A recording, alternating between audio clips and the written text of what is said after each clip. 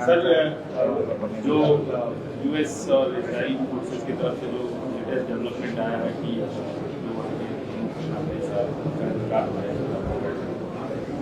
सबसे पहली बात तो यह है कि ट्रंप ने और बेंजामिन नेतन्याहू ने रमज़ान के मुबारक महीने में, जहाँ पर पूरी दुनिया के मुसलमान रमज़ान में रोज़ा रखते हैं, इबादत करते हैं रातों में, ऐसे मुबारक महीने में उन्होंने मिलकर ईरान पर हमला किया है और ये भी नहीं समझा कि मुबारक महीना रमज़ान का है।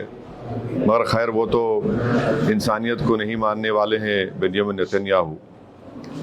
और जो हमला हुआ ईरान के ऊपर, हम उसकी मजम्मत करते हैं।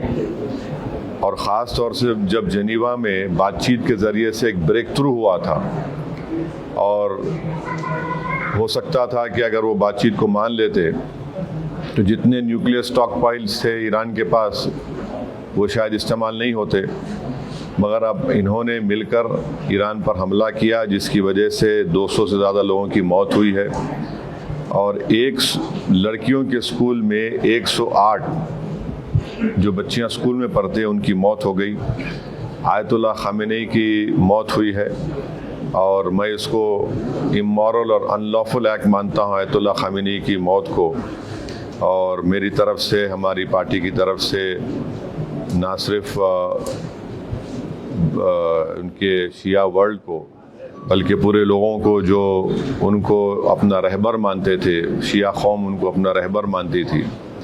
और हम ये मुतालबा करते हैं कि ये जंग ख़त्म होनी चाहिए और भारत सरकार को इसमें अपना रोल निभाने की ज़रूरत है। और हम उम्मीद करते हैं कि मौजूदा बीजेपी की सरकार आयतुल्लाह खामेनी की मौत को कंडेम करेगी, इस जंग को रुकाने की पूरी कोशिश करेगी। क्योंकि याद रखिए कि 10 मिलियन के करीब भारत के नागरिक गल्फ़ कंट्रीज़ में काम करते हैं। और अभी इत्तला आई कि ओमान के पोर्ट पर शायद हमारे एक एक्सपर्ट, एक इंडियन वर्कर की ज़ख्मी भी हुए हैं। तो ये बहुत, अगर ये जंग नहीं रुकेगी तो फिर ये बहुत आगे बढ़ेगी, ये टर्मोइल होगा पूरे इलाके में। और आपको अंदाज़ा भी नहीं है कि कई भारत के लोग जो उम्रा करने के लिए गए हैं और वो ट्रैवल एजेंट के ज़रिए जाते, पैसे देते 2 दिन मक्के में या 3 दिन मदीने में, अब उनके पास पैसे नहीं है, वहाँ पे फ़्लाइट ही नहीं उड़ रही है वहाँ पे। तो कितनी परेशानी हो रही है। और साथ ही साथ आप ये भी बात जानते हैं कि हमारे जो पड़ोसी मुल्क है और जो इज़राइल है, ये दोनों मुल्क अपने पड़ोसियों को चैन से जीने नहीं दे रहे। अफ़गानिस्तान में हमला, और फिर इज़राइल जो है बार बार जून में ईरान पे हमला किया। और इज़राइल, बेंजामिन नेतन्याहू ने 70,000 से ज़्यादा फ़लस्तीनियों का जेनोसाइड किया। ये जेनोसाइडल रजीम है और जो हमेशा शरारत करते रहते हैं। तो ये मेरे एहसासात हैं अपनी पार्टी की तरफ से। और मैं उम्मीद करता हूं कि हमारी गवर्नमेंट ऑफ इंडिया खामनेई की मौत की मजम्मत करेगी। और अगर ये जंग नहीं रुकेगी, जो एक इल्लीगल है और कोई ख़तरा नहीं था किसी को, सिर्फ दबाना चाह रहे थे और जुल्म कर रहे हैं इस तरह वहाँ पर हमला करके, और इसके जो नताइज निकलेंगे वो बुरे निकलने वाले हैं। हम लोग अंडर एस्टिमेट कर रहे हैं, ये ख़त्म होने वाली नहीं। अगर ट्रंप और नेतन्याहू समझ रहे हैं कि रजीम चेंज होगा ईरान में, मैं नहीं समझता कि रजीम चेंज होने जाने वाला है। सर, पूरे वैश्विक पटल पे पहले ये जो टैरिफ का वो आया, उसके बाद वेनेजुएला की जो घटना घटी और ये घटना, इसको आप कैसे देखते हैं? क्योंकि अमेरिका लीड करता रहा है। नहीं, देखिए, जितना इंटरनेशनल रूल बेस्ड ऑर्डर था वेनेजुएला पे हमले के बाद, वो ख़त्म हो गया। अब और उसको आप ख़त्म कर दिए जब आप इज़राइल के साथ मिलकर ईरान पर हमला किए। जेनीवा में ब्रेक थ्रू हो गया था बातचीत का, ओबामा जब प्रेसिडेंट थे तो उन्होंने ईरान से JCPOA एक एग्रीमेंट किया कि सिर्फ 3% न्यूक्लियर फ्यूल बनाएंगे। ट्रम्प प्रेसिडेंट बने, उन्होंने उस ट्रीटी को ही ख़त्म कर दिया, तो ईरान 60% पे चला गया। 90% होना चाहिए आपको न्यूक्लियर बॉम्ब बनाने के लिए। अब कौन जिम्मेदार है उसका, बोलिए। अब जेनीवा में बातचीत हो रही थी, तकरीबन ब्रेक थ्रू हो गया था, और जैसा ब्रेक थ्रू हुआ, ये गोरी चमड़ी का ट्रम्प जो है बेंजामिन नेतन्याहू के इशारे पर यहाँ पर ईरान पे हमला कर दिया और पूरा इलाका जो है वो टर्मोइल में आ गया। आप बताइए, दुबई का एयरपोर्ट में लोग फंसे हुए हैं, फ्लाइट्स कैंसिल हो रहे हैं, एक अफरा तफरी का माहौल बन चुका है पूरा, और ऑयल प्राइसेस बढ़ जाएंगे और उसका असर भारत पे ही पड़ने वाला है। हम तो 80%, 25% तो ऑयल तो इंपोर्ट करते हैं हम। अगर $1 $2 भी बढ़ गया तो कितना बड़ा हम पे बोझ पड़ जाएगा। तो ये चीज़ें हैं, और सिर्फ एक स्टेटमेंट देने से भारत सरकार, मोदी सरकार अपनी जिम्मेदारी को नहीं निभा रही है।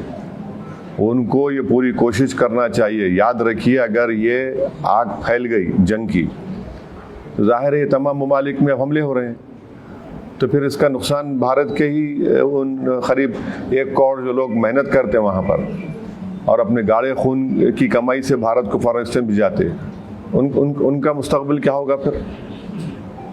सर, ये पूरे प्रकरण में अपने पड़ोसी मुल्क पाकिस्तान को किस तरह से देख रहे हैं? मैं तो बोला ना, मैं तो आपको बोल दिया ना कि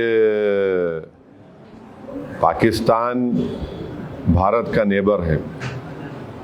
इज़राइल के अतराफ़ में जितने नेबरिंग कंट्रीज है, चाहे लेबनान हो, सीरिया हो, ख़तर हो, उन तमाम ये दोनों कंट्रीज़ जो है अपनी शरारत और अपने ईवल जहनियत से अपने पड़ोस में सुकून से रहने देते किसी को। पाकिस्तान अफ़गानिस्तान पे हमला कर दिया, और इज़राइल जो है वही कर रहा है। 19वीं सेंचुरी के आगाज़ में 2 ही कंट्रीज़ मज़हब के नाम पे बनाए गए थे, और दोनों नाकाम फेल स्टेट्स हैं। ये आपके सामने मिसालें देख रहे हैं आप। एक तो जेनोसाइड कर रहा है फ़लस्तीनियों का 75 साल से, और एक रेसिस्ट और डिस्क्रिमिनेटरी स्टेट अगर कहीं दुनिया में है तो इज़राइल है, और ये पाकिस्तान कभी भी भारत को सुकून से रहने नहीं देगा, हमेशा टेररिज्म को प्रमोट करता है और प्रमोट करता रहेगा। Sir, do you believe Khamenei's death could create a wider conflict in West Asia? I mean, especially it is. See, if you hit Ayatollah Khamenei, who's the Rahbar of the Iran, the Marja of Iran also, and he's respected throughout the Islamic world, especially for the Shias. He's their Marja, he's the Rahbar. His word is the final word for the Shia community, and if you target him, of course the Iranians will not keep quiet. How do you expect someone to come and attack you and to keep quiet? There is no reason at all. Which United Nations sanction is there, or resolution is there? You are talking to Iran in Geneva. There's a breakthrough in talks, and according to media reports, even the stockpiles, the nuclear stockpiles would have been also been left or given over. So when there's a breakthrough in talks, you attack and you kill an 86-year-old man. This is a cowardly attack. It's an inhuman, immoral attack on the people of Iran. 158 small school-going children have died in this. Where is this so-called Western humanity? This is nothing but, we should call it an Epstein attack on the Iran. And if this war is not stopped, this will spread throughout that region. And we must remember that there are 10 million Indians who are working in that region, who send the second highest amount of foreign exchange to India. And if this war continues, oil prices will rise. We as a country import more than 80% of oil from different countries. Even if increase of $1 would have a huge impact on the Indian economy. There are thousands of Indians who are stuck in Makkah and Medina because there are no flights who went to perform in Umrah. There are hundreds of people who are stuck at the Dubai airport, various airports, whether it is Saudi Arabia or Oman. And right now we had heard that one expatriate Indian worker has been injured in Oman. So we hope that the government of India, the Prime Minister Mr. Modi, will play a role in stopping this war. And he has a huge responsibility to take it forward. Because if this spreads, then there will be huge turmoil, there will be huge uncertainty, instability. And US has created that problem in Iraq, in so-called weapons of mass destruction, Libya civil war, Syria civil war, what is happening in Sudan, the world is seeing now. So Iran is a big country. These measures will not bring them a regime change over there. These people have been living under sanctions from last 30 years, 35 years. So are you expecting the Iranians to capitulate? I don't think so that will happen. Everyone has they have some sense of belonging, and they're a proud nation. So what do you think India's diplomatic stance की will be? एक मशहूर खिलाड़ी हैं, हैदराबाद की बेटी हैं PV Sindhu, वो भी फंसी हुई हैं। उसके लिए कुछ अपील? अरे वो एक नहीं है ना, कई फंसे हुए हैं। वो तो मशहूर है, उन्होंने ट्वीट एक्स पे डाल दिया तो फौरन उन्होंने शुक्रिया अदा किया भारत की एम्बेसी का। मगर जो लोग फंसे हुए हैं आम भारत के नागरिक एयरपोर्ट, उनका क्या होगा बताइए? जिनकी टिकट्स बुक हैं, बेचारे गरीब मजदूर हैं, उनके लिए 40-50 हज़ार टिकट लेना, उनके लिए तो खर्चे करके जाते, फ्लाइट ही नहीं है, पूरे एयरपोर्ट्स बंद हैं। सिर्फ इसलिए कि इजराइल को अपना मकसद पूरा करना है, या कि एक इजराइल की वजह से पूरे इलाके को आप आग लगा देंगे क्या? कि इनका दिल नहीं भरा? 70,000 फलस्तीनियों को की जान से मारने के, 35,000 बच्चे मारे गए उसमें।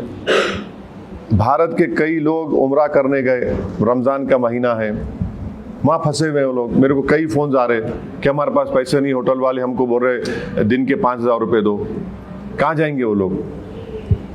तो ये मौका है भारत के प्रधानमंत्री को अपने लीडरशिप स्किल्स को दिखाने का इंटरनेशनल लेवल पर। विश्व गुरु अगर हम बनना चाहते तो ये मौका है, सिर्फ बोलना नहीं है, आप अपना रोल अदा करिए और इसको रुकाइए आप। इजराइल ने भारत के प्रधानमंत्री के विजिट को इस्तेमाल किया अपने जेनोसाइड को छुपाने के लिए और ईरान पर हमले को छुपाने के लिए। मैं फिर से कह रहा हूं, इस हमले से भारत का कौन सा नेशनल इंटरेस्ट सर्व हुआ बताइए? हमको तो नुकसान हो रहा है हर एतबार से। हैदराबाद एयरपोर्ट पे फ्लाइट्स ही नहीं उड़ रहे जो लोग बाहर जाना चाह रहे। किसका नुकसान हो रहा है? देश का ही नुकसान हो रहा है ना इसमें। 10 मिलियन लोग वहां पर हैं, कितना सेकंड हाईएस्ट फॉरेन एक्सचेंज आता है हमको। क्या होगा फिर उसका? ऑयल की कीमत बढ़ गई, क्या होगा फिर उसका? तो ये खाली स्टेटमेंट देने से और रेजिम चेंज की अगर कोशिश कर रहा है नेतन्याहू, तो नहीं होने वाला है। सर, बेंजामिन नेतन्याहू ने एक ट्वीट किया। हाँ, बेंजामिन नेतन्याहू ने ट्वीट किया और ट्वीट में वो अपडेट कर रहे हैं अमेरिकी प्रेसिडेंट को, और उनके सामने एक सेकेंड वर्ल्ड वॉर की बुक रखी हुई है। हाँ, तो ये वो अगर ये क्या हम वर्ल्ड वॉर 3 देखना चाह रहे हैं क्या? हम वर्ल्ड वॉर 3 देखना चाह रहे हैं क्या? बोलिए आप। अगर ये फैलेगा तो फिर एक के बाद एक तो फिर तो हालात हाथ से निकल जाएंगे ना। क्या वर्ल्ड वॉर 3 देखना चाह रही दुनिया? तो फिर ये तो उसी रास्ते पे ना चले जाए, खुदा ना खासा। So what do you think India's diplomatic stance should be? Condemn, mediate, or No, first of all, you see, the Israelis deceived us by calling the Prime Minister to visit Israel at such a wrong time. It was unwise of the Prime Minister to even go to Israel despite knowing what is happening in that whole area. They deceived the Prime Minister, they deceived 133 crore Indians, and then they do this drama of giving an award in Knesset which was never given, it was just created that time. and then to cover up their own genocide of Palestinians, and to ensure that India is to tell the message India is standing with Israel in vis-a-vis attack on Iran. How is that possible? So we hope that the government of India will condemn this assassination of Khamenei, and we must play an important role to stop this war. We have more to lose. You know, you have 10 million Indians living in that area. Of course, we have good relations with everyone, but that is also another responsibility on us. So how do you see that narrative of freeing Iran by this death of Khamenei? That's what US and... What is this freeing? How can any country interfere in other countries' matters? So tomorrow anyone can come and attack any country. Okay, we don't like this person heading the country, we'll attack him. Who are you to decide? Israel is the only racist state in this world right now, wherein, I'll tell you one example only. Can you imagine that you have two roads, one for the Israelis and one for the Palestinians? How can there be two roads? And Palestinians include even Christians also, not only Muslims. Many Christians have also died in the genocide in Gaza. The churches have been demolished to the bombardment. So this is how can you free a country? Who are you to free a country? You did this in Iraq, weapons of mass destruction. What happened over there? Led to the death of 2 million children over there.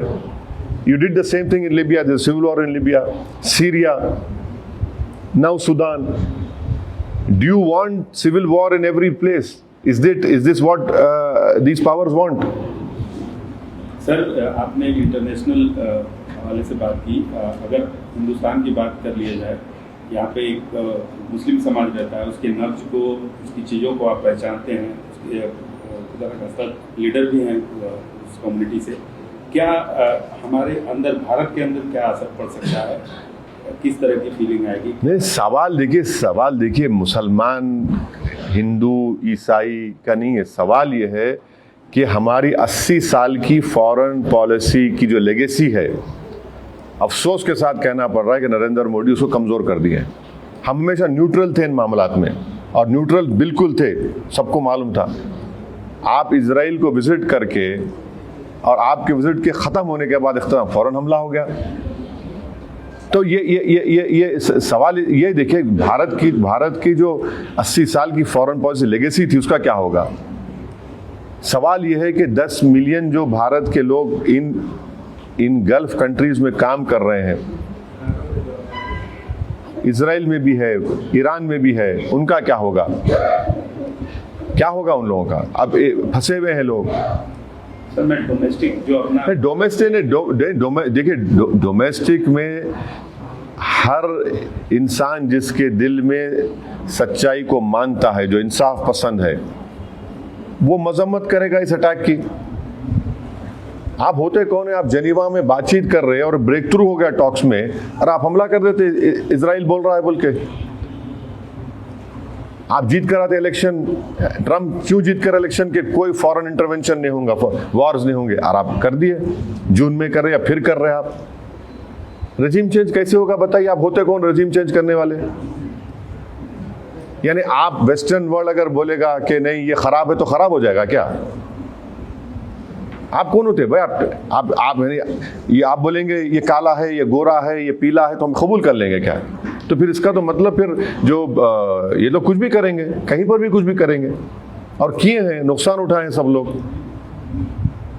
यकीनन Ayatollah Khamenei के इस मौत से सबको सदमा भी है, और मैं इसको इमोरल और अनलॉफुल मानता हूँ. और ख़ास तौर से जो शिया लोग हैं, उनके लिए रहबर है, उनके वो मरजा हैं, उनके लिए तो बड़ी तकलीफ दे बात है. हमारे लिए भी, उनके लिए ज़्यादा तकलीफ दे बात है. ये कहना चाहते हैं कि हिंदुस्तानी अवाम में इस चीज़ को लेकर गुस्सा है. देखिए, जो इंसाफ पसंद होगा, जो भारत की 80 साल की फॉरेन पॉलिसी को फ़ख्र से देखता है कि हम इन मामलात में न्यूट्रल थे, तो यकीनन उनको तकलीफ होगी. अच्छा, वो भी छोड़िए, अगर वो भी नहीं है तो आप वो बताइए, 10 मिलियन जो भारत के लोग काम कर रहे हैं वहाँ पर, कितना फॉरेन एक्सचेंज भिजाते भारत को? ऑयल हमारा कहाँ से आता बताइए? $1 अगर ठीक है रिजर्व होंगे, $1 अगर बढ़ेगा तो कितना बोझ पड़ेगा? देखिए, इन चीजों को देखना चाहिए भारत सरकार को। Sir, at the core of this issue, there was this US demand of stopping nuclear enrichment, ballistic missile. My dear, you are not. Could have handled it better. My dear, you should read that there was a breakthrough in Geneva. The nuclear stockpiles, even the Iranians agreed to it. When Obama was the president, JCPO was signed, wherein it was told only 3% of the nuclear fuel or whatever it is would be used by the Iranians. They agreed to it. Trump removed that treaty. Iran went to 60%. There was a breakthrough in talks in Geneva, but you had to attack in the holy month of Ramadan. That is also very unfortunate that it has happened. It has to happen in a month of Ramadan when all the Muslims are fasting.